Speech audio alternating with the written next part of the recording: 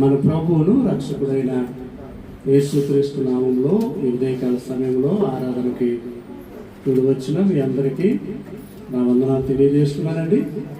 మరి బహుగా ఫలించుట అనే అంశం మీద గత కొన్ని వారాలుగా మనం వాక్యాన్ని ధ్యానం చేస్తున్నాం. అందులో భాగంగా మరి ఆత్మ ఫలములో 9 స్వభావాల గురించి మనం ధ్యానం చేస్తూ వెళ్తున్నాం. మొట్టమొదటిగా ఆత్మ ఫలములో మొదటి భాగం ఏంటి? ప్రేమ. తండ్రి నన్ను ఎలా ప్రేమిస్తున్నాడో నేనును మిమ్మల్ని అలా ప్రేమిస్తున్నాను, నా ప్రేమ యందు మీరు నిలిచి ఉండుడి.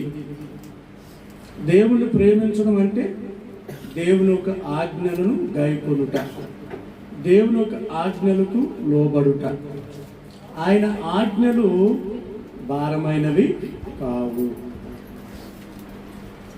ఎవడైనాను తన సహోదరుని ద్వేషిస్తే ఏంటి?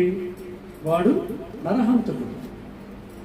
తన సహోదరుని ద్వేషించేవాడు ఎక్కడికి వెళ్తాడంటే నరకంలో. కనుక ప్రేమ. 2 సంతోషం. ప్రభువునందు మీరు ఆనందించుడి. మరలా చెప్పుదును, ప్రభువునందు మీరు ఆనందించుడి. 3 సమాధానం. ఎవరెవరితో సమాధానంగా ఉండాలి? దేవునితో ముందు మనం సమాధానం పడాలి. మన తోటి సహోదరులతో మనం సమాధానం కలిగి ఉండాలి. అదే ఆత్మఫలములలో మరొక భాగాన్ని మనం చూసుకున్నట్లయితే సాత్వికము. ఏంటి? సాత్వికం. దీర్ఘశాంతం ఉంది, మంచితనం ఉంది, దయాలత్వం ఉంది, విశ్వాసం ఉంది, తర్వాత సాత్వికం. కానీ ఈరోజు సాత్వికము గురించి కొన్ని విషయాలను మనం నేర్చుకుందాం. మత్తయి సువార్త 11వ అధ్యాయము 29వ వచనాన్ని ఒకసారి మనం చదువుకుందాం. మత్తయి సువార్త పరిశుద్ధ గ్రంథములో నుండి నాతో పాటు తెరవండి. మత్తయి సువార్త. నేను సాత్వికుడను దేన మనసు గలవాడును గనుక మీ మీద నా కాడి ఎత్తుకొని నా యొద్ద నేర్చుకుని, అప్పుడు మీ ప్రాణములకు విశ్రాంతి దొరుకును. హల్లెలూయా. యేసు ప్రభు కన్నా గొప్ప బోధకుడు ఈ భూమి మీద ఎవరైనా ఉన్నారా? యేసు ప్రభు కన్నా ఈ భూమి మీద అనేక మంది బోధకులు ఉన్నారు, ఉపాధ్యాయులు ఉన్నారు, టీచర్స్ ఉన్నారు. కానీ యేసు ప్రభు కన్నా గొప్పగా బోధించే బోధకుడు ఈ భూమి మీద ఎవరు కూడా లేరు. అందుకే రబ్బీ అని పిలిచారు ఆయన. అంటే బోధకుడా, బోధకుడా. ప్రియదేని బిడ్డలారా, యేసు ప్రభు వారు బోధించిన బోధ ప్రజలు ఆశ్చర్యపోయారంట. ఆయన మాట్లాడుతుంటే ఇంత అధికారముతో మాకు చెప్పిన వాళ్ళు ఎవరు లేరే, ఈయన అధికారముతో చెప్పుతున్నాడు. ఆయన బోధకు, ఆ బోధ మీద ప్రజలు ఆశ్చర్యపోయారని దైవ లేఖనాల్లో మనం చూస్తున్నాం. చిన్న వయసులోనే వారితో మాట్లాడుతున్నప్పుడు వారు అడిగిన దానికి ఇంత పాండిత్యము దీనికి ఎక్కడి నుండి వచ్చింది? ఇంత జ్ఞానము దీనికి ఎక్కడి నుండి వచ్చింది? ఈ మాటలు మేము ఎప్పుడు వినలేదే. ఈయన మాటలు అధికారముతో కూడుకున్నవి. హల్లెలూయా.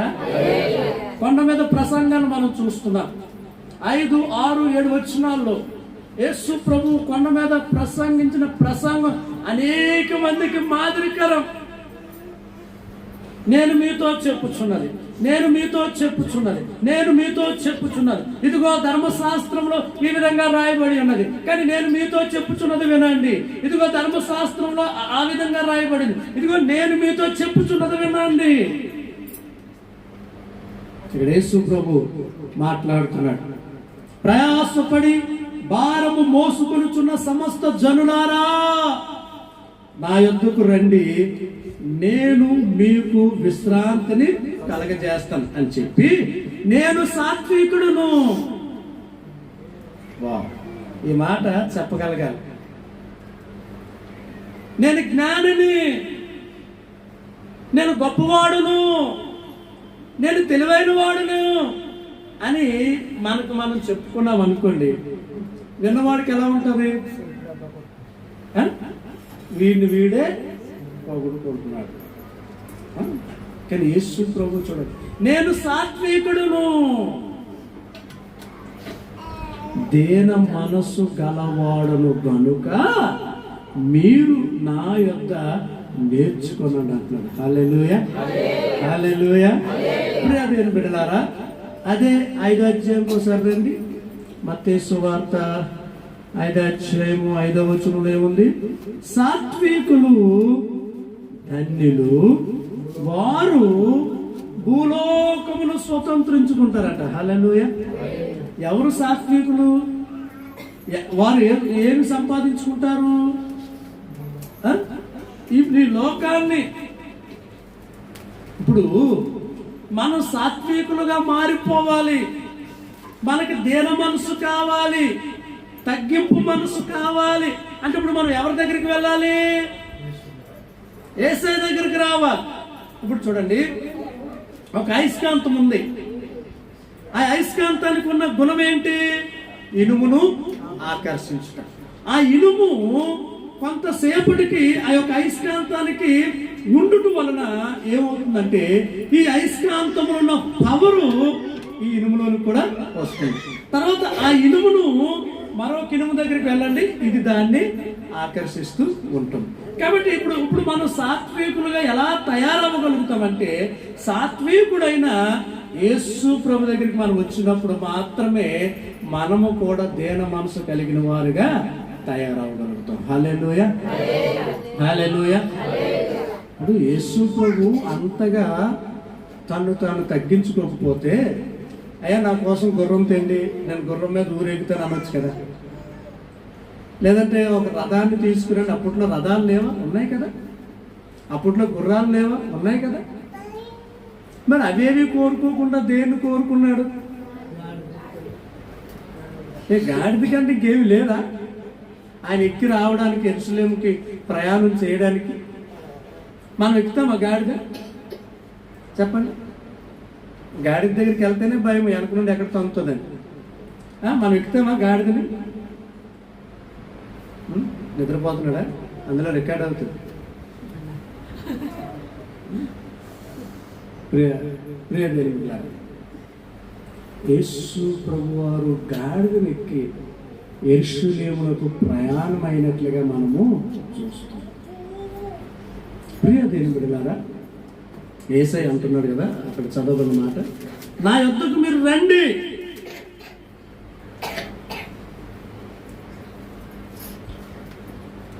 మీ మీద నా కాడి ఎత్తుకొని నా యొద్ద నేర్చుకునండి. యేసు ప్రభువారు ఎక్కడ బోధించినా, ఎక్కడ ప్రసంగించినా వేల కొలది ప్రజలు ఆయన బోధ వినడానికి వచ్చేవారు, ఆయనను వెంబడిస్తూ వచ్చేవారంట. హల్లెలూయా, హల్లెలూయా. ప్రియ దేవులారా, యేసు ప్రభువారు అంతగా తన్ను తాను తగ్గించుకున్నాడు కనుక దేవుడు, తండ్రి అయిన దేవుడు తనను అంతగా హెచ్చించాడు. హల్లెలూయా, హల్లెలూయా. గెత్సేమనే తోటలో తండ్రి యొద్ద ప్రార్థన చేస్తున్నాడు. తండ్రి, నీకు ఇష్టమైతేనే నీ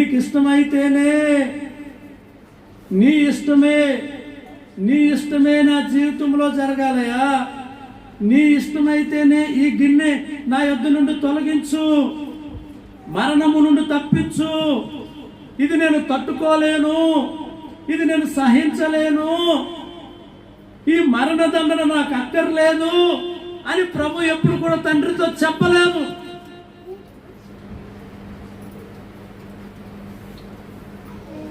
ఒక్కరు కూడా ఆ తోటలో యేసు ప్రభుని గణపరిచిన వాళ్ళు, లేదంటే ఆదరించిన వాళ్ళు ఒక్కరు కూడా లేరంట. యేసు ప్రభు కోరుకుంటే పరలోకము నుండి దేవదూతల సమూహము కిందకి రాదా? ఒకసారి ఆలోచన చేయండి. ప్రియ దేవుని యోహాను సువార్తలో ఒక మాట ఉంది చూడండి.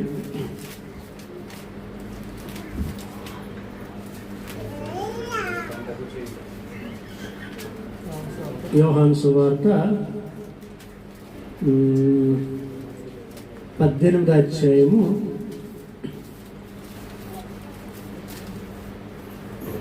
22 చూడండి. ఆయన ఈ మాటలు చెప్పినప్పుడు దగ్గర నిలిచి ఉన్న బంట్రోతులలో ఒకడు, ప్రధాన యాజకునికి ఎలాగ ఉత్తరం ఇచ్చుచున్నావా అని చెప్పి యేసును అరచేతులతో కొట్టెను. అందుకు యేసు, నేను కాని మాట ఆడిన ఎడల ఆ కాని మాట ఏదో చెప్పుము, మంచి మాట ఆడిన ఎడల నా నేల కొట్టుచున్నానని. చూడండి, యేసు ప్రభువారు తీర్పు సమయమున ఆయన మీద ఎన్నో నేరాలు నిందలు మోపినప్పటికీ కూడా పిలాతు కావచ్చు, కయప్ప కావచ్చు, అన్నా కావచ్చు, ఈయనలో మాకు ఏ దోషము కనపడట్లేదు. బాగా ఆలోచించండి ఈ మాట. వాళ్ళు ఎన్ని నిందలు నేరాలు మోపుతున్నప్పటికీ కూడా యేసు ప్రభువారు మౌనంగానే ఉండిపోయారు.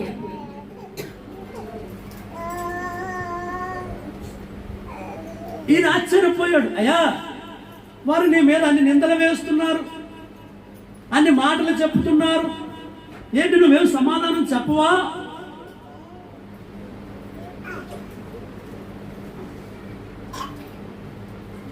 సత్యం అంటే ఏమిటి అని పిలాతు అడిగితే, తర్వాత సత్యం నేనే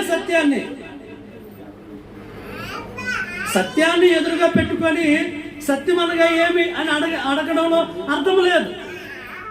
కానీ ఇక్కడ యేసు ప్రభుని ఏం చేశారంట? అరచేతులతో ఒక బంట్రోతు కొట్టాడు.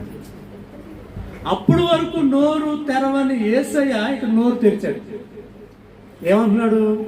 అయ్యా నేనేమి కాని మాట మాట్లాడలేదు కదా, ఉన్న మాటే చెప్పాను, మీరు ఎందుకు నన్ను కొడుతున్నారు? 39 కొరడా దెబ్బలు కొట్టినప్పుడు ఆయన మాట ఆడలేదు, ముళ్ళు కిరీటాన్ని పెట్టినప్పుడు ఆయన మాట్లాడలేదు, కాళ్ళల్లో చేతుల్లో మేకులు దగ్గొట్టినప్పుడు కూడా ఆయన మాట్లాడలేదు, పక్కలో బల్లెముతో పొడిచినప్పుడు ఆయన మాట్లాడలేదు, శరీరం నిండా రక్తము వేరులా పారుతున్నప్పుడు ఆయన మాట్లాడలేదు. కానీ ఒక చెంపదెబ్బ కొట్టినప్పుడు యేసు ప్రభు మాట్లాడాడు. ఎందుకు మాట్లాడాడు? అది దేవుని యొక్క చిత్తములో లేదు. అప్పటి వరకు పిడిగుద్దులు గుద్దారు, ముఖం మీద ఉమ్ము వేశారు, అపమానించారు, అవమానించారు, హేళన చేశారు, అన్నీ చేశారు. కానీ ఆ కొట్టుట అనేది మాత్రం దేవుని ఒక లిస్టులో, దేవుని ఒక చిత్తంలో. అందుకే యేసు ప్రభు ప్రశ్నించారు. చాలాసార్లు మన జీవితంలో కూడా ఇటువంటి సంఘటనలు జరుగుతాయి. మనం ఏమనుకుంటామంటే ప్రతిదీ దేవుని చిత్తమేమో, దేవుని చిత్తమేమో, దేవుని చిత్తమేమో, అందుకే ఇలా జరిగిందేమో, ఎందుకు అలా నో నో నో నో అన్నీ దేవుని చిత్తాలు కాదు.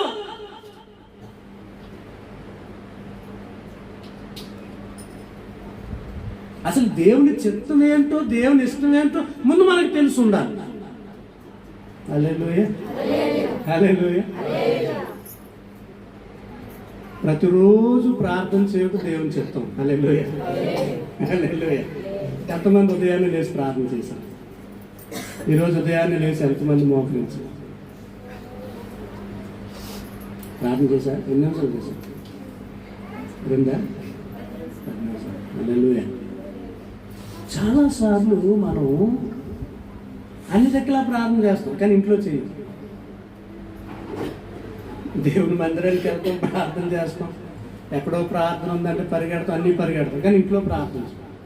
కానీ ముందు నీ ఇంట్లో నువ్వు ప్రార్థన చేయాలి తల్లి, నీ ఇంట్లో నువ్వు ప్రార్థన చేయాలి. సాతానుడు ఎందుకో ఇంట్లో ప్రార్థన చేయడానికి మనం చేస్తామంటే వాడు ఒప్పుకోడు.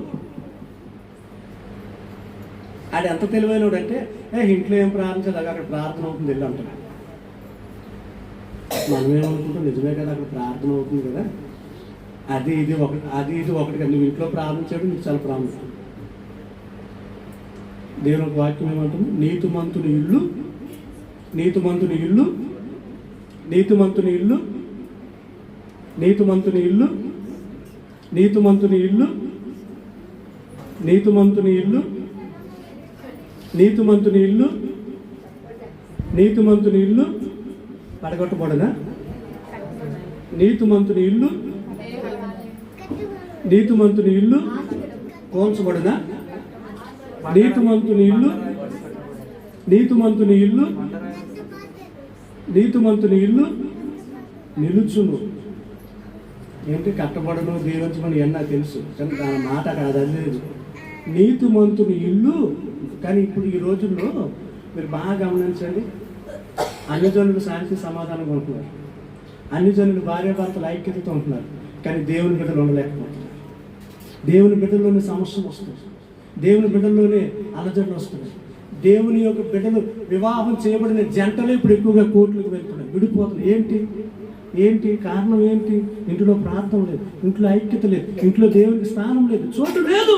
ఎందుకంటే నీతిమంతులకు ఇల్లు నిలుచుట సాతానుడికి ఇష్టం లేదు.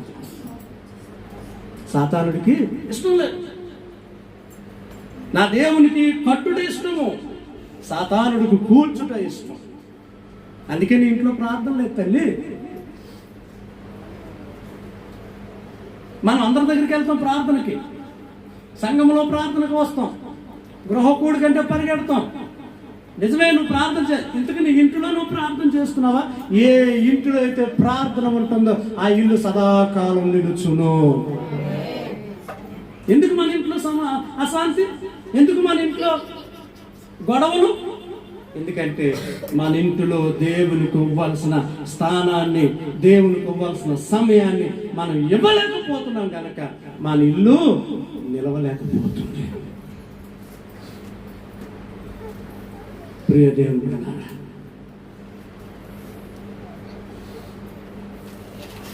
ఏ తెగులు కూడా నీ గుడారమును సమీపించకూడదు అంటే యోబు కుటుంబం చుట్టూ, యోబు ఇంటి చుట్టూ దేవుని కంచె ఉన్నట్లుగా నీ ఇంటి చుట్టూ దేవునికి కంచె, కాపుదల, భద్రత, రక్తము ఉండాలి అంటే నీ ఇంటిలో ప్రార్థన ఉండాలి. హల్లెలూయా, హల్లెలూయా, హల్లెలూయా.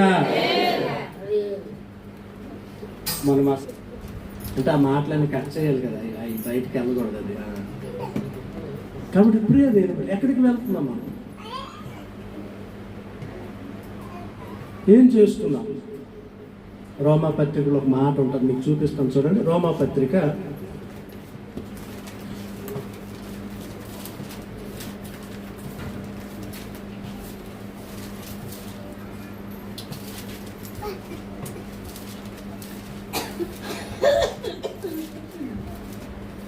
2వ అధ్యాయము 24వ వచనం చూడండి. రోమాపత్రిక 2వ అధ్యాయము 24. రాయబడిన ప్రకారము మిమ్మును బట్టియే కదా దేవుని నామము అన్యజనుల మధ్యను దూషింపబడుచున్నది. నేను చెప్పిన మాట కాదండోయ్, బైబిల్ చెప్తున్న మాట ఏంటంటే మిమ్మును బట్టియే కదా దేవుని యొక్క నామము అన్యజనుల మధ్య దూషింపబడుచున్నది. ఎవరిని పెట్టంట? అన్యజనులను బట్టి కాదు, దేవుని నమ్మిన బిడ్డల బట్టే దేవునికి మహిమ రావాల్సింది పోయి దేవుని నామం ఏమవుతుందట? దూషింపబడుచున్నది అని వాక్యం తెలియజేస్తుంది. అందుకే దేవుడు మనల్ని పిలుచుకుంది, అందుకే దేవుడు మనల్ని ఎన్నుకుంది, అందుకే దేవుడు మన కోసం ప్రాణం పెట్టి రక్తాన్ని కార్చి తిరిగి లేచింది.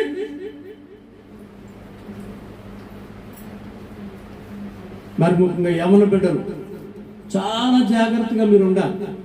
యవన బిడ్డలే కాదు, అది ఏ ఏ ఏ వయసు వారైనా సరే. సాతానుడు దాడి చేయడానికి వయసుతో సంబంధం లేదు. నీ బలహీనతే వాడి యొక్క ఆయుధము. కొన్నిసార్లు నీ బలహీనత నీకు కూడా తెలియదు, వాడికి తెలుసు. నిన్ను ఎక్కడ నొక్కాలో, ఎక్కడ కొట్టాలో, ఎక్కడ పట్టాలో, ఎక్కడ పడగొట్టాలో వాడికి తెలుసు. ఆ ఆయుధం ఉపయోగించేసరికి నువ్వు తెలియకుండా నువ్వు పడిపోతావు. తల్లి, చాలా జాగ్రత్తగా ఉండాలి. కాబట్టి ఏది దేవునికి చిత్తమో అది నువ్వు గుర్తెరగాలి. అప్పుడు వరకు మాట్లాడని యేసయ్య ఎప్పుడైతే కొట్టారు అంటున్నాడు, అయ్యా ఎందుకు నన్ను కొడుతున్నావు? నేనేమి కాని మాట మాట్లాడలేదే, ఉన్న మాటే కదా చెప్పాను. కాబట్టి చాలాసార్లు చాలా తెలివిగా సాతానుడు నిన్ను మోసం చేస్తూ ఉంటాడు. ఇంట్లో ఏం ప్రార్థన చేస్తా, లేక అక్కడ ప్రార్థన అవుతుంది, అక్కడికి వెళ్ళి తల్లి అంటాడు. కానీ నీ ప్రార్థన సమయం ఒకవేళ అదే అయితే, ఎంత గొప్ప దైవజనుడు అక్కడికి వచ్చినా సరే నీ ప్రార్థన సమయాన్ని నువ్వు నిర్లక్ష్యము చేయకూడదు. యేసు ప్రభు కన్నా గొప్ప బోధకుడు ఎవరైనా ఉన్నారా చెప్పండి తల్లి? ఎస్, ఆయన గొప్ప బోధకుడే, నేను కాదన్ను. కానీ అంతకన్నా గొప్ప దేవుడు, అంతకన్నా గొప్ప దేవుడు, అంతకన్నా గొప్ప బోధకుడితో ఇదిగో ఇది నేను గడిపే సమయం, ఈ సమయాన్ని నేను నిర్లక్ష్యాన్ని చేయను. అలాగ నువ్వు నీ ఇంటిలో నువ్వు దేవునితో గడుపుతున్నప్పుడు మాత్రమే దేవుని యొక్క చిత్తాన్ని ఏంటో, దేవుని యొక్క ఇష్టాన్ని ఏంటో నువ్వు తెలుసుకోగలుగుతావు. హల్లెలూయా, హల్లెలూయా. కాబట్టి ప్రియ దేవుని బిడ్డలారా, మన జీవితంలో మనకు అనుకూలంగా జరుగుతుంటే అవన్నీ దేవునికి ఇష్టమైనట్టు కాదు. ఒకవేళ మన జీవితంలో ఏదైనా వ్యతిరేకంగా జరిగితే ఇది దేవునికి ఇష్టం లేదేమో అని అనుకోవడానికి కూడా వీలు లేదు. గ్రహింపు కలిగి ఉండాలి, గ్రహింపు కలిగి ఉండాలి, ఆలోచించగలగాలి. ఇది దేవుని ఇష్టమా కాదా, ఈ స్థలానికి వెళ్ళడం ఇష్టమా లేదా, ఇక్కడ ఉండడం ఇష్టమా లేదా, ఇది తీసుకోవడం ఇష్టమా లేదా, ఇది కొనడం ఇష్టమా లేదా, ఈ పని చేయడం ఇష్టమా లేదా. ఆ గ్రహింపు మనలోని ఉండాలి. యేసు ప్రభు అదే తన జీవితంలో అదే చేశాడు. సాతానుడు శోధించినప్పటికీ కూడా, సాతానుడు పడగొట్టాలనుకున్నప్పటికీ కూడా ఆయన ఎక్కడ కూడా లొంగిపోలేదు, పడిపోలేదు. ప్రతి దానికి కూడా దైవ వాక్యము చేత ఆయన ఏం చేశాడంటే సమాధానము చెప్పాడు.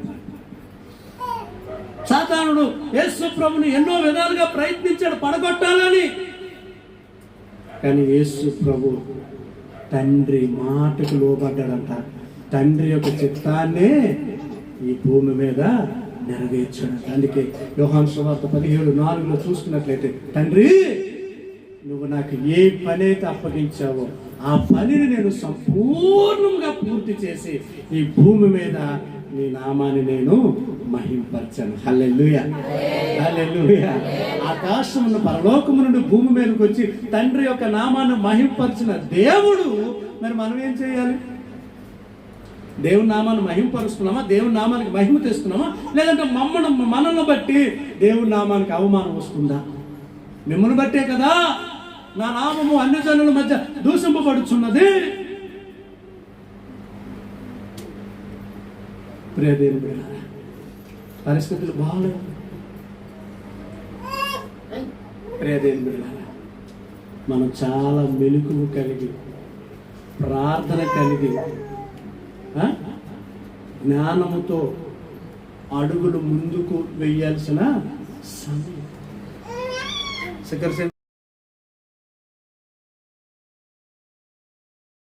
ఏమి ఇంకా బతుకుంటే ఎక్కువ పాపం చేస్తాం మేము, ఎవడో తెలుసు.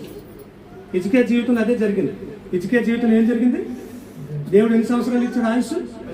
15 సంవత్సరాలు ఆయుష్ ఇచ్చిన దేవుడు దేవుని కోసం బ్రతకాల్సింది పోయి శత్రువు దేశపు రాజులు వచ్చారంట. రాజులు వస్తే తీసుకెళ్ళాడంట. అయ్యా రాజభవనం తీసుకెళ్ళి, ఇగో ఇది నా బలగము, ఇది నా ఆస్తి, ఇదిగో నా సైన్యం అన్ని చూపించేశాడంట, అన్ని చూపించేశాడంట. దేవుడు ప్రవక్తను పంపాడు. ఇజకే ఏం చేసావు? ఏం చేసావయ్యా? ఏం చేశానయ్యా? వచ్చరికి అన్ని చూపించాను అన్నమాట. అంటే ఇది ఏంటి? ఇప్పుడు ఇజకే ఏంటంటే, ఇవి ఇదంతా నాకు ఉంది, ఇంక నాకు భయం లేదు, ఇంత సైన్యం ఉంది, ఇంత ఆస్తి ఉంది, ఇంత బలగం ఉంది, ఇక నాకు దేవునితో పని అంటే తన సొంత బలం మీద ఆధారపడ్డాడు. ఇదిగో నువ్వు ఏదైతే నీ శత్రుపు దేశపు రాజులకు చూపించో దాన్ని నీ యొద్ద నుండి నేను తీసివేస్తున్నాను, నీ బిడ్డల యొద్ద నుండి కూడా నేను తీసివేస్తున్నానంటే ఈ రాజు ఎలాంటి తెలుసా? పనికిమాలినోడు. నా బిడ్డల జీవితంలో ఏం జరిగితే నాకెందుకండి, నేను సంతోషంగానే ఉన్నాను కదా. ఆ మాట ఉంటుంది బైబిల్లో. నా బిడ్డల జీవితంలో ఏం జరిగితే నాకెందుకు, ఇప్పుడైతే నేను బాగానే ఉన్నాను కదా. ఇది మంచి తండ్రా చెడ్డ తండ్రా చెప్పండి? నా బిడ్డలు ఏమైపోతే నాకెందుకు, నేను మాత్రం ఇప్పుడు బాగానే ఉన్నాను కదా అంటున్నాడు ఈ రాజు. అంటే ఇప్పుడు ఈ 15 సంవత్సరాలు దేవుని కోసం బ్రతకాల్సింది పోయి, దేవుని కోసం జీవించాల్సింది పోయి ఏం చేశాడు? ఈ 15 సంవత్సరాలు దుర్వినియోగం చేసుకున్నాడు. ప్రియదేవుని కీడును చూడకుండా కీడును చూడకుండా నీతిమంతులు కొనుక్కోబడుతున్నారు ఎక్కడికి? పరలోక రాజ్యానికి. హల్లెలూయా, హల్లెలూయా. నువ్వు ఎంతకాలం భూమి మీద ఉంటే తెలీదు ఎప్పుడు పడిపోతావు, ఇంకెంత కీడు చూడాల్సి వస్తుంది, ఇంకెంత పాపం చేయాల్సి వస్తుంది. కానీ దేవుడు నీకు ఆయుష్ ఇవ్వాలి అనుకుంటే ఎవడు కూడా నీ ప్రాణాన్ని ముట్టలేడు. లేదు, దేవుడు నిన్ను పిలుచుకోవాలనుకుంటే ఈ ప్రపంచంలో ఎంతమంది డాక్టర్లు వచ్చినా సరే నీ ప్రాణాన్ని కాపాడారు. అది గుర్తుంచుకో.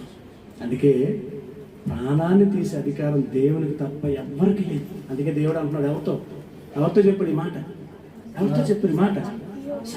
సాతానా, నీ ఇష్టం ఏం చేసుకో, నువ్వు బాల్ ఆట ఆడతావో, ఏం ఆట ఆడుకుంటావు, కబడ్డీ ఆడతావు, క్రికెట్ ఆడుకో, ఎవరితో? యోగుతో. కానీ ప్రాణమును టచ్ చేసే అధికారం నీకు లేదు. యోగు పడిన బాధ, యోగు పడిన ఆ గాయము మనమైతే చనిపోతాం. కుక్కలు వచ్చి నాకేమంట? కుక్కలు వచ్చి నాకేమంట? పెంకుతో గీక్కునేవాడు అంట దురదలో. మనమైతే చచ్చిపోతాం. యోగు కూడా చనిపోవాల్సిందే. కానీ ప్రాణం ఎవరి చేతిలో ఉంది? దేవుని చేతిలో. కాబట్టి ప్రియదేవుడు,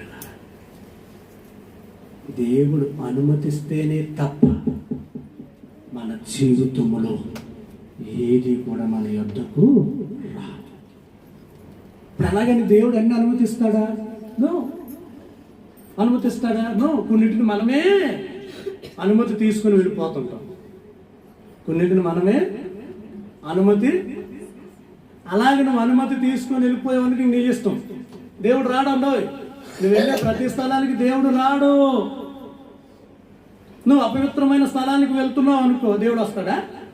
ప్రభా నేను వెళ్తున్నాను దొంగతనం చేయడానికి, రా నా వెనకాల రా, నాకు సహాయం చేయండి వస్తాడా? సువార్త పూర్వంలో ఒక దొంగ ఉండేవాడు అంట. ఏమనేవాడు? ప్రభా ఈరోజు నేను దొంగతనానికి వెళ్తున్నాను, నా దొంగతనం సక్సెస్ అయితే నీకు సగం వాటా ఇస్తానని కూడా. ఏంటి వీడికి ఏముంది? భక్తి ఉంది. ఇస్తానన్నాడు, భక్తి ఉంది. కానీ ఏం లేదు, మనకు రెండూ ఉండాలి. అందుకే భయభక్తులు అంటే రెండూ ఉండాలి. ఒకటి ఉండి ఒకటి లేకపోతే. చాలాసార్లు మనం దొంగ వస్తువులు కొంటుంటాం. బాగా ఆలోచించాలి. ఏ వస్తువులు కొంటాం? దొంగ వస్తువులు కొంటాం. మీకు విషయం చెప్పమంటారా? మీరు దొంగ వస్తువులు కొంటే మీరు దొంగను ప్రోత్సహించినట్టే. గుర్తుంచుకోండి. మీరు దొంగ వస్తువులు 500 వస్తువు 50 రూపాయలకి దొరికిందని కొన్నారనుకోండి, అందులో మీ కోటా ఉన్నట్టే. అంటే మీరు ఆ దొంగను ఏం చేస్తున్నారు? ప్రోత్సహించినట్లే. వాడికి 30% వస్తుంది శిక్ష. అంటే 70% మన మీద తోసేసాడు. ఇప్పుడు రేపు ఉదయం వాడు దొరుకుతాడు. లేదు బాబు ఇక్కడే ఇచ్చాను అంటాడు. వాడు మీ ఇంటికి వస్తుంది. బండి మీ ఇంటికి వస్తుంది. నాకు తెలియదు బాబా అన్న. ఇప్పుడు మొబైల్స్ అలాగే, మొబైల్స్ 10,000 మొబైల్ 2,000కి. వీడికి తెలియదు, వీడు ఆన్ చేస్తాడు. వీడు ఆన్ చేయగానే అక్కడ మెసేజ్ వెలుగుతుంది పోలీస్ స్టేషన్. బండి వస్తుంది. నీకు అర్థం కాదు. ఎవడింటికి వచ్చాడు అనుకోసారు నీ ఇంటికి వస్తాడు. ఇలాగ జరగలేదా? ఈదులో జరగలేదా? చాలా జరిగాయి. కాబట్టి ప్రియదేవుడు, ఇప్పుడు ప్రభా ఇదిగో ప్రభా మరి దొంగ వస్తువు కొనమంటావా వద్దా?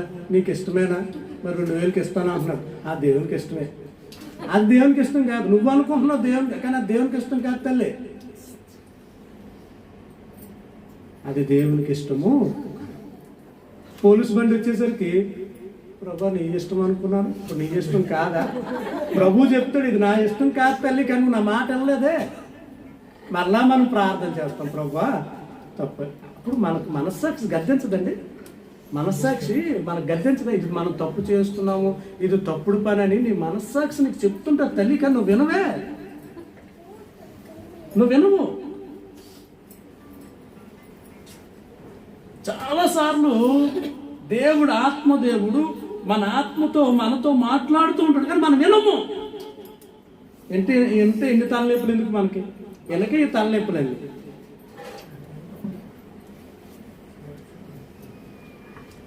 కాబట్టి ప్రియ దేవుని పిల్లారా, సాత్వికం ప్రభు అంటున్నాడు, నా యొద్ద మీరు నేర్చుకునండి. ఏం నేర్చుకోవాలి చెప్పండి, ఒక మాట చెప్పండి. ఏం నేర్చుకోవాలి? దొంగతనాలు ఎలా చేయాలి, మరి ఇంకేంటి, ఎదుటి వాడిని ఎలా మోసం చేయాలి,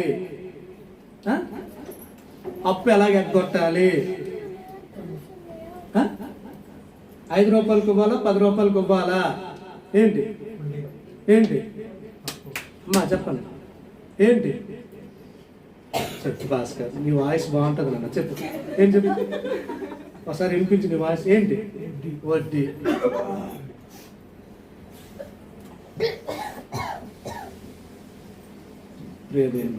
ఇవే నేర్చుకుంటాం మనం, ఇవే మనం నేర్చుకునేది. మరి ఏమి నేర్చుకున్నారు చెప్పండి? ఇన్ని సంవత్సరాలు ప్రభు దగ్గరికి వచ్చారు కదా, ఇదిగో నేను ఒక మంచి విషయం నేర్చుకున్నాను అయ్యారు అని ఒక మాట చెప్పండి. మీలో ఉన్న ఒక మంచి క్వాలిటీ చెప్పినానా? లక్ష్మణ్ ఉండేవా? మంచిగా ఉండేవా? ఖాళీగా వచ్చాను, ఇదో పుల్ వేసేద్దాం. చెప్పు, ఏం నేర్చుకున్నావు ఒకటి చెప్పు. ఎంతసేపు చెప్తున్నాడు అంటనా? వెరీ గుడ్, చెప్పండి. చెప్పమ్మా సౌందర్యం నవ్వుతుంది ఎందరండి. మేము చెప్తేప్పుడు నాకు లక్ష్మణ్ నోరు తెరిస్తే చాలా నవ్వుతావు. చెప్పు, చెప్తాను. ఏం నేర్చుకున్నావు? మా ఆయన మాట ఎలా వినాలి నేర్చుకున్నా.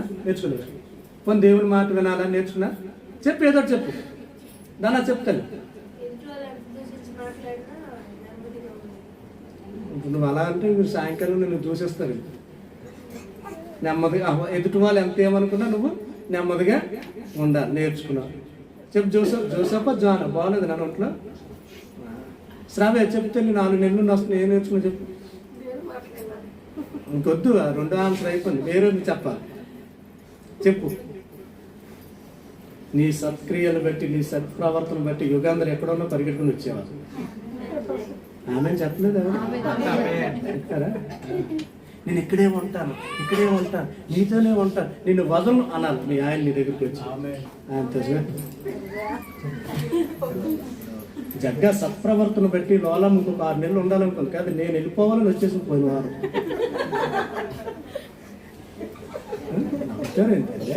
స్మిత ఏమి నేర్చుకున్నా తల్లి? దేవుని మాట ఒకటైనా నేర్చుకున్నావు ఇన్ని సంవత్సరాల్లో? దేవునికి భయపడాలి. హల్లెలూయా. శ్యామ్ ఒకటి చెప్పినాను దేవునికి. కిరణ్ చెప్పినానా?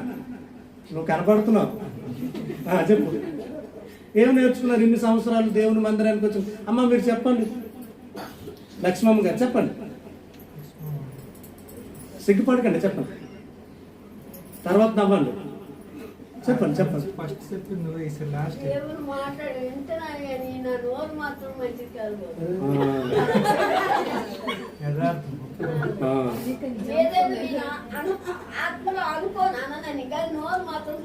అందుకే నీ పెదవులకు కాపు పెట్టుకొని ప్రభు వాక్యం చెప్తుంది. మన నోటితో కూడా మనం నిబంధన చేసుకోవాలి. చెక్క వేసుకోండి.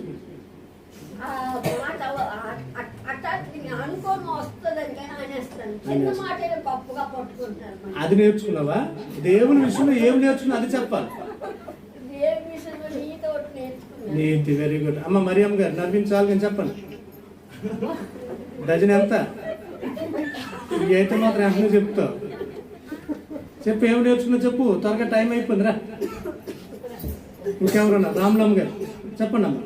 ఏం నేర్చుకున్నారు ఇన్ని సంవత్సరాల క్రైస్తవ జీవితంలో? నేను దేవుని దగ్గరికి వెళ్ళి ఇది ఒక మంచి లక్షణాన్ని, ఈ గుణాన్ని నేను నేర్చుకున్నాను. ఇప్పుడు రేపు ఉదయం ఎవరైనా ఈ క్వశ్చన్ వేశారు అనుకోండి, చెప్పాలా లేదా మీరు? అయ్యా మీ దేవుని దగ్గర నువ్వేం నేర్చుకున్నావు? మీ ప్రభు మీకు ఏం నేర్పించాడు? ఇదిగో మోసం చేయడం నేర్పించాడా? అబద్ధం చెప్పాలని నేర్పించాడా? దోచుకోవాలని నేర్పించాడా? పాపం చేయాలని మీకు నేర్పించాడా? దొంగతనాలు చేయాలని మీకు ఏం నేర్చుకున్నారు అని అడిగితే మీరేం చెప్తారు? లేదు, ఇదిగో నా ప్రభు దగ్గరికి వెళ్ళిన తర్వాత ఈ యొక్క మంచి నడకను, లేదంటే ఈ మంచి ఈ పద్ధతిని నేను నేర్చుకున్నాను, లేదంటే ఇక మంచిగా జీవించడం నేర్చుకున్నాను. లేదంటే ఒకప్పుడు నేను కోపంగా ఉండేవాళ్ళు, ఎవరు పడితే వాళ్ళని నేను తిట్టేవాళ్ళు. ఇదిగో నేను ఇప్పుడు బూతులు మాట్లాడడం మానేశాను. లేదంటే ఎదుటివారు ఎంత కోపపడినా సరే ఇదిగో వారి పట్ల నేను సమాధానంగానే ఉండగలుగుతున్నాను. ఇదిగో ఆ మనసును దేవుడు నాకు ఇచ్చాడు. నాలో ఉన్న కోపాన్ని తీసివేశాడు, నాలో ఉన్న మోసపు బుద్ధిని తీసివేశాడు. ఇదిగో నేను ఇది నేర్చుకున్నాను ప్రభు దగ్గరికి వెళ్ళడం వల్ల. లేదంటే ఒకప్పుడు నేను ఎలా ఉన్నాను, లేదంటే ప్రభు నన్ను ఎలా మార్చాడు.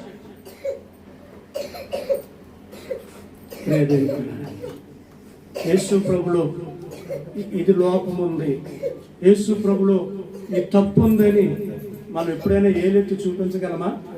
అందుకే యేసు ప్రభు ఈ భూమి మీద ఉన్నప్పుడు అన్నాడు, నాలో పాపం ఉన్నదని మీలో ఎవరైనా సరే నిరూపించగలరా అని ఛాలెంజ్ విసిరితే ఇప్పటికి వచ్చి భూమి మీద ఎంతటి జ్ఞాని అయినా సరే యేసు ప్రభులో ఈ తప్పు ఉంది, యేసు ప్రభులో ఈ లోపం ఉందని ఎవరూ కూడా నిరూపించలేకపోయారు. హల్లెలూయా, హల్లెలూయా. అందుకే చాలా మంది అంటారు, అయ్యా యేసులో ఏ లోపము లేదు, కానీ యేసు దగ్గరికి వెళ్తున్న వారిలో మాత్రం అనేక లోపాలు ఉన్నాయి. ఎవరిలో ఉన్నాయంటే లోపాలు?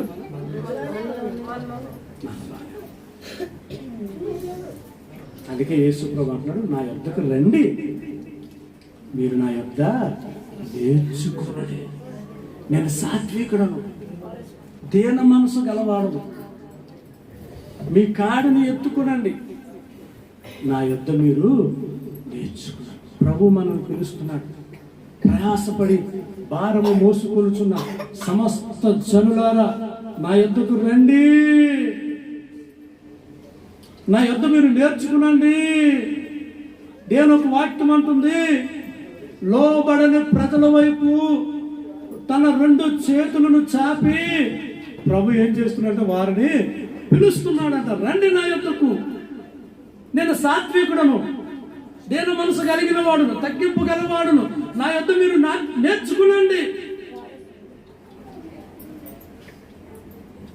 మరియా యేసు ప్రభు పాదముల యొద్ద కూర్చొని యేసు నోటి నుండి వచ్చే ప్రతి మాటను వినేదంట. హల్లెలూయా, హల్లెలూయా. సేన దెయ్యము పట్టిన వాడు విడుదల పొందిన తర్వాత యేసు పాదముల యొద్ద కూర్చొని యేసు నోటి నుండి వచ్చే మాట వినేవాడంట. హల్లెలూయా, హల్లెలూయా. మనం ఎక్కడ కూర్చుంటున్నాం? ఆదివారం వస్తే ఎక్కడ కూర్చుంటున్నాం తల్లి?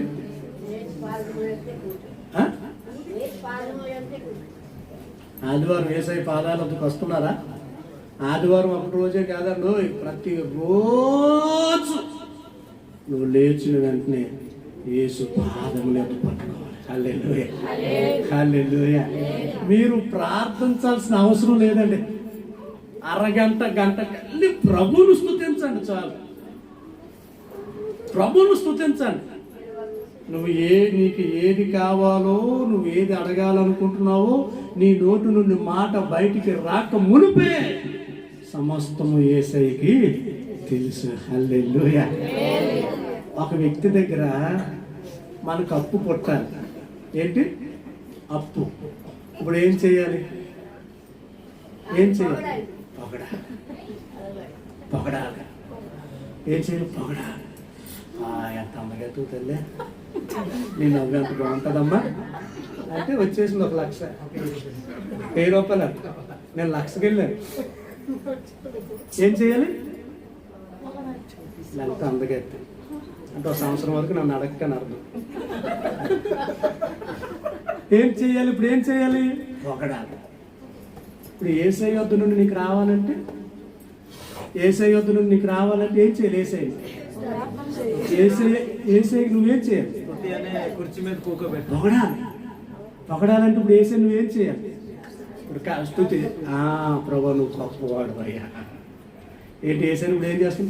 నువ్వు గొప్పవాడు అయ్యా, నువ్వు సర్వజ్ఞానమయ్యా, నువ్వు సర్వాంతర్యామి అయ్యా, నువ్వు ఉన్నవాడు లేను, నువ్వు ఉన్నవాడును అనువాడును దేవా, నువ్వు మొదటివాడువు కడపటివాడువు నీవేనయ్యా, యుగ యుగాలు ఉన్నవాడు అయ్యా, సదాకాలం ఈ సృష్టికర్తవు నీవేనయ్యా అని దేవుని రోజు పొగుడుతుంటే, నా బిడ్డ తీసుకో, పొగడతలకి దేవుడే పడిపోయాడు. హల్లెలూయా. ఆయన గుణగుణాలు ఏంటంటే ఆయన గుణగణాలు. అందుకే మీరు దేవుని స్తుతించాలి. దావీదు దినానికి ఎన్నిసార్లు ప్రార్థన చేశాడు, ఎన్నిసార్లు స్తుతించాడు చెప్పండి? దావీదు దినానికి ఎన్నిసార్లు స్తుతించాడు, ఎన్నిసార్లు ప్రార్థన చేశాడు? 3 సార్లు స్తుతించాడు. ప్రార్థన 7 సార్లు. దీన్నే తిరగేయాలి. నేనైతే 7 సార్లు స్తుతించాడు, 3 సార్లు ప్రార్థన చేశాడని నేను అనుకుంటున్నాను. ఉదయకాలపు ప్రార్థన ఎలాగుండేదంటే దేవునికి నైవేద్యం. సాయంకాలపు ప్రార్థన ధూపము వలె. మనం ఎలాగో ధూపాలు వేయం, మన ప్రార్థనే ఒక ధూపం వలె ఉండాలట. హల్లెలూయా. మనం ఎలాగ నైవేద్యాలు ప్రసాదాలు పెట్టమో, కానీ నీ ఉదయకాలపు ప్రార్థన, ఉదయకాలపు ఆరాధన దేవునికి ఇంపైన సువాసన గల నైవేద్యము వలె ఉండాలట. హల్లెలూయా. మనకి ఎంత ఖర్చు తగ్గిందండి? అట్టుపల్లి ఖర్చు తగ్గింది, కొబ్బరికాయల ఖర్చు తగ్గింది, అగరబత్తీల ఖర్చు తగ్గింది, కర్పూరం ఖర్చు తగ్గింది, పువ్వుల ఖర్చు తగ్గింది. ఎంత గొప్ప దేవుడు కదండి. మనం అంత ఫ్రీ. అందుకే మన భక్తికి విలువ లేదు. మన భక్తికి విలువ లేదు. ఉచితంగా వస్తే ఏది విలువ ఉండదు తల్లి.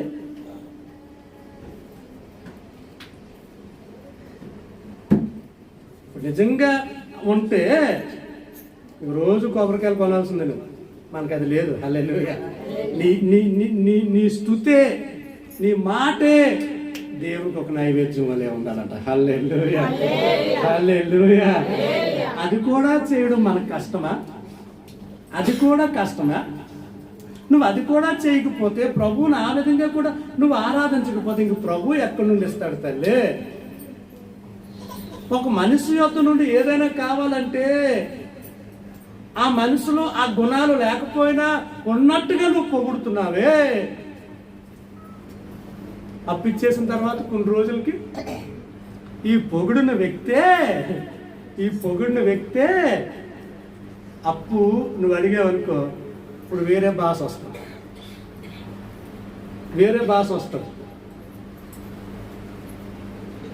ఇస్తే మంచోడు, ఇవ్వకపోతే చెడ్డోడే. కాదు, నీ గురించి ఇంకో 2 మాటలు పుట్టించి సృష్టించి ఇంకొక 2 కూర్తాడు. వెళ్ళి ఇచ్చింది చెప్పడం. ఇదేంటో మరి చిత్రం, ఇచ్చింది చెప్పడం. నువ్వు ఎప్పుడు కూడా గమనించండి, నువ్వు 100 సార్లు సహాయం చేసిన 101వ సహాయం చేయకపోతే ఈ 100 సార్లు చేసింది మర్చిపోతాడు. ఈ 101వ నువ్వు నో అన్నావే, ఇది జీవితాంతం గుర్తుపెట్టుకుంటావు. తెలుసా? కాబట్టి నువ్వు పొగడాల్సిన దేవుణ్ణి కాదు, మనుషులు కాదు, దేవుణ్ణి పొగిడితే దేవుని యొద్ద నుండి కానీ వచ్చింది అనుకోండి, నువ్వు మరీ తిరిగి ఇవ్వాల్సిన అవసరం లేదు. హల్లెలూయా. చూడండి, దేవుడు ఎన్ని ఆఫర్స్ ఇస్తున్నాడు. దేవునికి ఇవ్వడమే. మరలా దేవుడు ఇదిగో నెల నువ్వు ఈఎంఐలు కట్టాలి, ఇన్ని నెలల్లో లోన్ తీర్చాలి, ఇంక లేదు. ఈ ఆప్షన్ ప్రభుకి ఇవ్వడమే తెలుసు, తీసుకోవడం తెలియదు. హల్లెలూయా. హల్లెలూయా. మనుషులకు ఇవ్వడము తెలుసు, 2 అంతలుగా లాక్కోవడం కూడా తెలుసు, కానీ ప్రభువుకి ఇవ్వడమే తెలుసు. ఉచితంగా ఇస్తాను రా బాబు అంటే మీరే రారేమి దేవుని దగ్గరికి. కాబట్టి ప్రియమైన సర్వ సంపదలు ఎవరి దగ్గర ఉన్నాయంట? హల్లెలూయా. మన దగ్గర ఎంత ఉన్నా, దేవుడు ఎంత ఇచ్చినా ఆయన దృష్టికి స్వల్పమే. హల్లెలూయా. హల్లెలూయా. ఆ ప్రభు అన్నాడు, ఆకాశములు నావి, భూమి నావి, సర్వ సంపదలు నావే. సర్వ సంపదలు కలిగిన దేవుని యొద్దకు మనం వచ్చి మోకరించినప్పుడు, ఆయన యొద్ద మనం నేర్చుకున్నప్పుడు, ఆయన ఎటువంటి దేన మనసు కలిగి ఉన్నాడు, ఎటువంటి తగ్గింపు జీవితాన్ని కలిగి ఉన్నాడు, ఎటువంటి సాత్వికాన్ని కలిగి ఉన్నాడు, అవి మనం కలిగి ఉంటే చాలు. నేర్చుకోమంటున్నాడు ప్రభు. ఎలా ప్రేమించాలి, ఎలా తగ్గింపు కలిగి ఉండాలి, ఎలాగ దీనత్వం కలిగి ఉండాలి, ఎలాగ నన్ను నేను తగ్గించుకోవాలి. యేసు ప్రభు వారిలో మనం నేర్చుకోవాలి. ఆయనలో నేను ఇది నేర్చుకోకూడదు అనేది ఒకటి కూడా లేదు. ఆయన జీవితాన్ని, ఆయన గుణాన్ని, ఆయన స్వభావాన్ని నువ్వు ఇంకా పూర్తిగా తెలుసు. తెలుసుకోవాలనుకుంటే ప్రతిరోజు బైబిల్ చదువు తల్లి. నా యేసయ్య ఎంత గొప్పవాడో నీకు అర్థమవుతుంది. హల్లెలూయా. నా యేసయ్య ఎంత గొప్పవాడు, ఎంత ప్రేమమయుడు, ఎంత దయామయుడు, ఎంత కరుణామయుడు. ఇదిగో నా దేవుని ఒక మాటను, దేవుని ఒక బుక్ చదివితే కదా నీకు తెలుస్తుంది.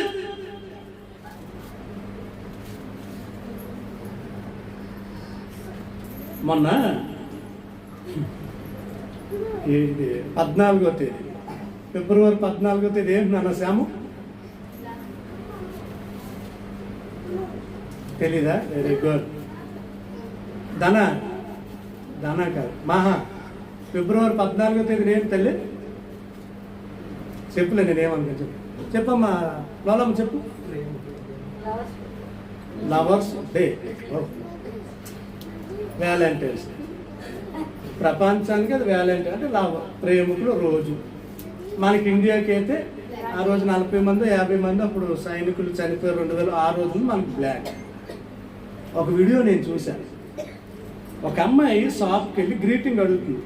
ఈరోజు ప్రేమికుల రోజు కదా, నాకు ఒక మంచి అందమైన గ్రీటింగ్ ఇవ్వాలంటే ఆ వ్యక్తి ఇస్తాడు. ఆ వ్యక్తి ఇస్తే ఇది నాకు నచ్చలేదు, ఇంకా మంచిది, ఇంకా మంచిది, ఇంకా ఖరీదైనది, ఎంత ఖరీదైనా పర్లేదు, ఇయ్యి అంటే తన దగ్గర ఉన్నవన్నీ ఇచ్చేస్తాడు.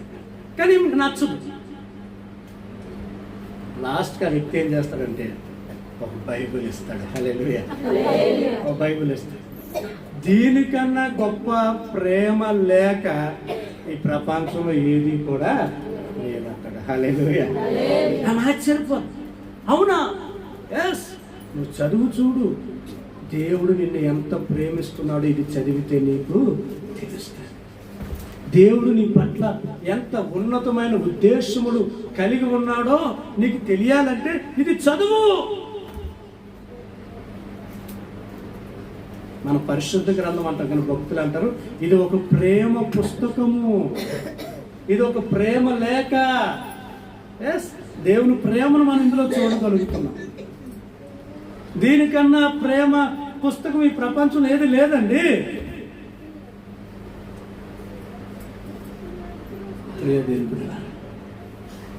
ఎందుకంటే దీన్ని చదివితేనే దేవుడు మనల్ని ఎంత ప్రేమించాడు, మన పట్ల ఆయనకున్న ఉద్దేశం ఏంటి, ఆయనకున్న సంకల్పం ఏంటో మనకి తెలియాలంటే ఈ గ్రంథాన్ని కూడా మనం ప్రతిరోజు లేచిన వెంటనే మోకరించాలి. చదువు వచ్చేవాళ్ళు నీ ప్రార్థన అయిన తర్వాత ప్రభు నీతో ఏం మాట్లాడాలనుకుంటున్నాడో ఈ గ్రంథాన్ని తెలిస్తే కదా ప్రభు ఏం మాట్లాడాలనుకుంటున్నాడో నీకు తెలుస్తుంది. నేర్చుకోమంటున్నాడు ప్రభు. నా యుద్ధకు రండి నా బిడ్డలారా, నా కుమారులారా, నా రండి, నేను నేర్పించడానికి సిద్ధంగా ఉన్నాను. మీ భారాన్ని నా మీద వేయండి, నీ బరువులను నా మీద వేయండి. నేనున్నాను కదా, నేను మీకు విశ్రాంతిని ఇస్తున్నాను. నేను సాత్వికుడును కదా, నేను మిమ్మల్ని బాధ పెట్టేవాడిని కాదు కదా, నేను మిమ్మల్ని కష్టపెట్టేవాడిని కాదు కదా. మీ బరువులను మీరే మోయాలి. మీ పాపపు బరువునే నేను మోయగలిగానే, ఈ చిన్న చిన్న బరువులను భారములను నేను మోయలేనా? రండి నా మీద వేయండి, మీరు నా పాదం మీద విశ్రాంతి తీసుకునండి. ఇదిగో నేను సాత్వికుడును, దేన మనసు గలవాడును. హల్లెలూయా. ఆయన తన్ను తాను అంతగా తగ్గించుకున్నాడు కనుక ఈ ప్రపంచంలో భూమి మీద ఉన్న వారందరికన్నా యేసయ్య నామాన్ని తండ్రి హెచ్చించాడంట. హల్లెలూయా, హల్లెలూయా. ఆత్మ ఫలములలో 8వ భాగమైన ఈ సాత్వికాన్ని కూడా మనం కలిగి ఉండాలి. ఎందుకు అంటే ఈ సాత్వికమైన మనసు మన ప్రభు అయిన యేసుక్రీస్తు వారు కూడా కలిగి ఉన్నారు. ఈ 9 స్వభావాలు ఒక రూపముగా చేసి మనం చేసి చూసినట్లయితే ఆ రూపము ఎవరిదంటే మన ప్రభు అయిన యేసుక్రీస్తు. హల్లెలూయా. ఆయనలో ఇది లేదు, లేదంటే ఆయనలో ఈ ఫలము లేదు, లేదంటే ఆయనలో ఈ స్వభావం లేదు అనడానికి లేదు. 9 స్వభావాలు ఎవరిలో ఉన్నాయి? నా యేసయ్యలో ఉన్నాయి. హల్లెలూయా. ఈ 9 స్వభావాల్లో ఏది లేకపోయినా సరే అది సంపూర్ణము కాదు. మనం వెళ్తాం, షాప్కి వెళ్తాం, ఒక పండు కొనుక్కుంటాం, ఆడు సగం కోసేసి ఈ ముక్క తీసుకెళ్ళాలంటే మనం తెస్తామా? నో, పూర్తిగా ఉంటేనే తెస్తాం. లేదమ్మా నీకన్నా ముందు ఒక ఆవిడ వచ్చింది, ఇది తీయగుందా పుల్లగుందా నాకు ఇయ్యంటే ఇందులో సగం కోసి ఇచ్చాను, ఆమె తినేసి వెళ్ళిపోయింది, ఈ సగం నువ్వు ఒట్టుకొని నువ్వు తెస్తావా? కాబట్టి ఈ 9 దాంట్లో ఏది ఒకటి లేకపోయినా ఆత్మ ఫలము సంపూర్ణము కాదు.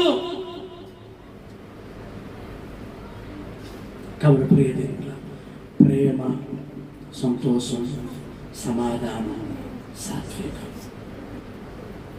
మిగతా 5 గురించి రాబోయే దినాల్లో మనం నేర్చుకుందాం. దేవుడి మాటలు ఆశీర్వదించి దీవించిన గాక. మనందరం నేర్చుకుని పడదాం.